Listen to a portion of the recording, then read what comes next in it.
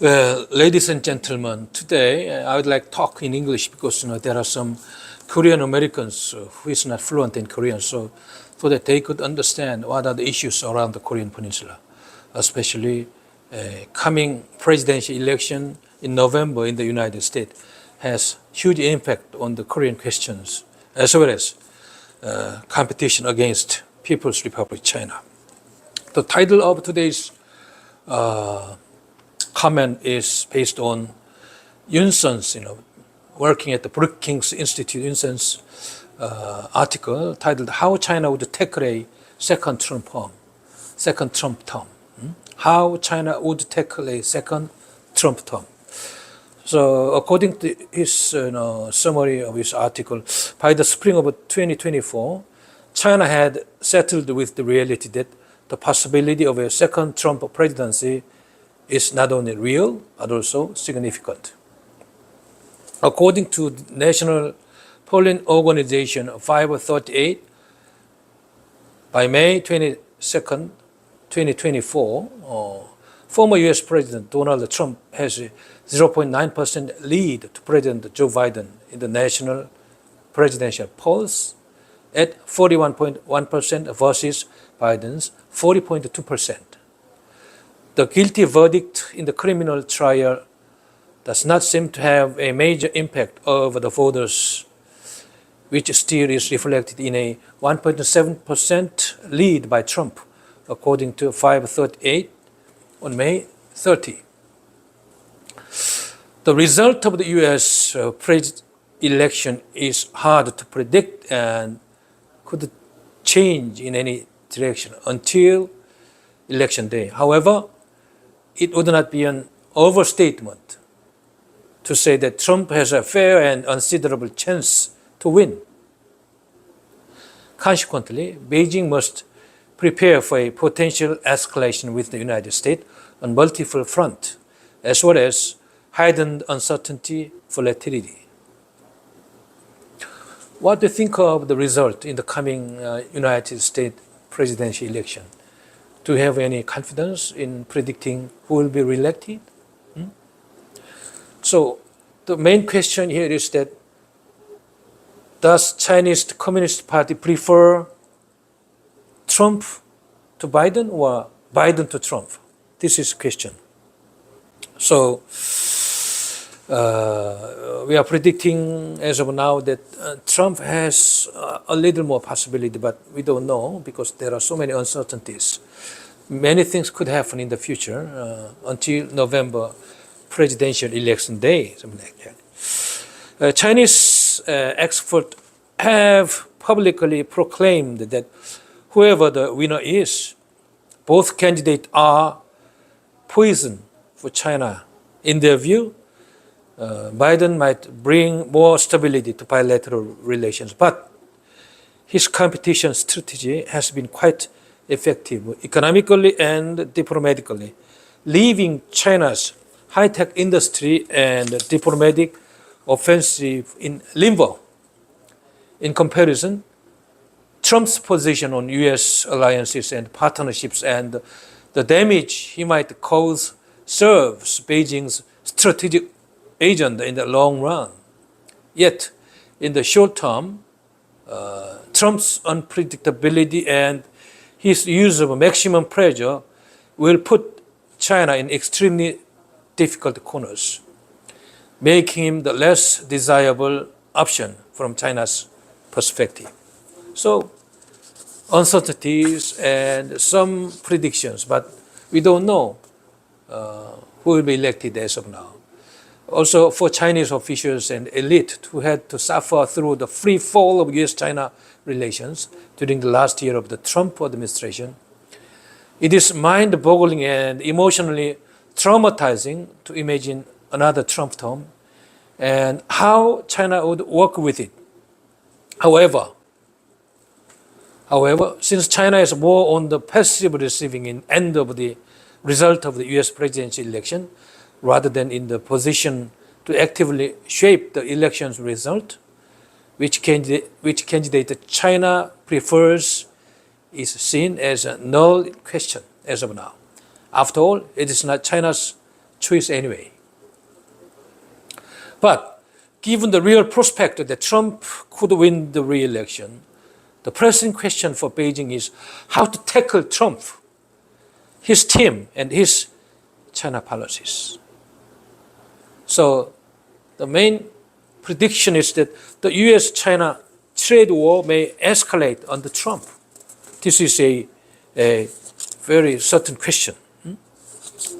Minister of Commerce predict this kind of happenings after Trump is elected. China will put up a fight if the trade war is to escalate. After all, Beijing also has to deal with internal pressure and external optics. Years of taking a harsh stance toward the United States under the Chinese President Xi Jinping has put Chinese nationalism on steroids, which in turn backs Beijing into a corner. Escalation, volatility will be the result. So the important question at this moment is how China may exploit Trump's foreign strategy. How Chinese Communist Party will deal with it. So in the foreign policy and the security realm, the Chinese have not yet made up their mind on the net result of how second Trump presidency would affect China. Given Trump's perceived isolationist tendency and his propensity to measure security ties with allies and partners from the economic cost-benefit perspective, Beijing's default assumption is that another Trump presidency would seriously undermine U.S. credibility, its alliances and partnerships globally. And that is in China's interest. China is ready to capitalize on Trump's isolationist tendency in this regard. Most immediately, the Chinese expect that a second Trump term would lead to the reduction of U.S. security commitment and military aid toward the Ukraine war. Trump's secret plan, if he is elected, is to end the war within 24 hours at the cost of Ukraine's territorial sacrifice, which is widely circulated in China as proof.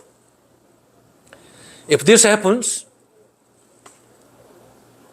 Europe's confidence in NATO and in the United States security commitment will drop, subsequently fostering two things in Europe, in the Chinese view. One is a growing desire for strategic autonomy and potentially a more realistic and moderate position on how the Ukraine war would end. Both are desired endgames for China. In Asia, the Chinese also believe that a less committed United States under Trump will potentially force U.S. allies, especially Japan and South Korea, to recalibrate their relationship with China. This is particularly true in the event of North Korea's renewed provocation, which is going on the Korean Peninsula. North Korea is sending air balloons with a lot of threats in it, and we are creating tension-ridden atmosphere along the demilitarized lines there, and we are also reacting with more profound plans and with more measures that North Korea will feel unhappy in the future. So what are the Chinese takeaways? As China looks at its playbook on how to tackle a second Trump term, there are two primary takeaways. The first is a painful realization that China has a limited capability to effectively prevent or counter the China policies of a second Trump term, even if they are against China's national interest. That is deeply frustrating for Beijing. An alternative, more reassuring interpretation is that China can reduce its dependence on the United States economically and pursue its own parallel world order if Trump returns to the White House, but that is rather a reaction rather than preference. The second takeaway is that much of the modality of Trump's China policy depends on the composition of Trump team rather than Trump himself. Therefore, Beijing is closely observing who will be on the Trump team and what their China background says about their potential preferences. Chinese interlocutors have made some attempt to reach out to Trump's team, especially those who work on China, to establish contact and build relations. However, these desired efforts have been more or less shut down by the Chinese government for fear of potential accusations about China's effort to interfere in the 2024 elections. Wary of the consequences, Beijing is treading a careful line, particularly because the overt nature of such outreach offers little deniability. The upshot for 2024 is that China is seeking stability with the Biden administration, and Chinese effort to build more dialogues, channels, and cooperation are in part to prepare for the potential scenario of another free fall in relations with the United States. In particular, China has been spending much more effort to engage against the state, the local level and the level. They have spending a lot of money. They have been spending a lot of money to create pro-Chinese ties among so many American societies. Rarely has China felt so powerless in influencing the future policies of the U.S.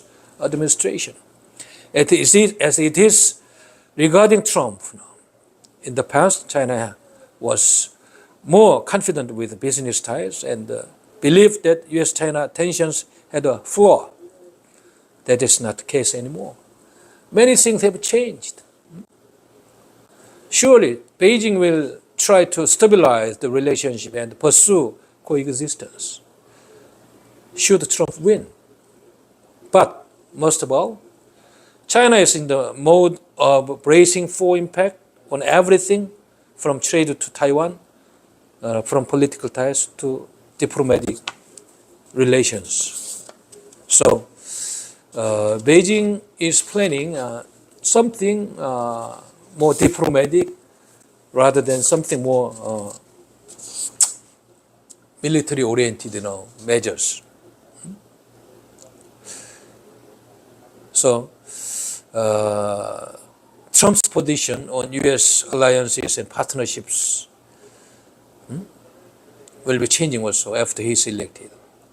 So China is looking into a small schism that they could enter with more national interest calculation. But surely, if Trump is elected, it is sure that a lot of security strategies, especially around the Korean Peninsula, Taiwan Strait, will be changed so that the Beijing Chinese Communist Party will be looking into more detailed schism strategies in the future. So we have to prepare. South Korean government has to prepare some changes that is expected after Trump's win, including the change in operability of U.S. forces on the Korean Peninsula and a lot of talks on the possibility of South Korea's developing nuclear weapons if it is recognized by the U.S. government as more beneficial option for U.S. security interest in East Asia. So we have to see and wait. But the question is that we have to prepare diplomatically in detail with a lot of strategies and small measures that will improve South Korea's security ties. This is my comment. Thank you so much. Have a nice lunch.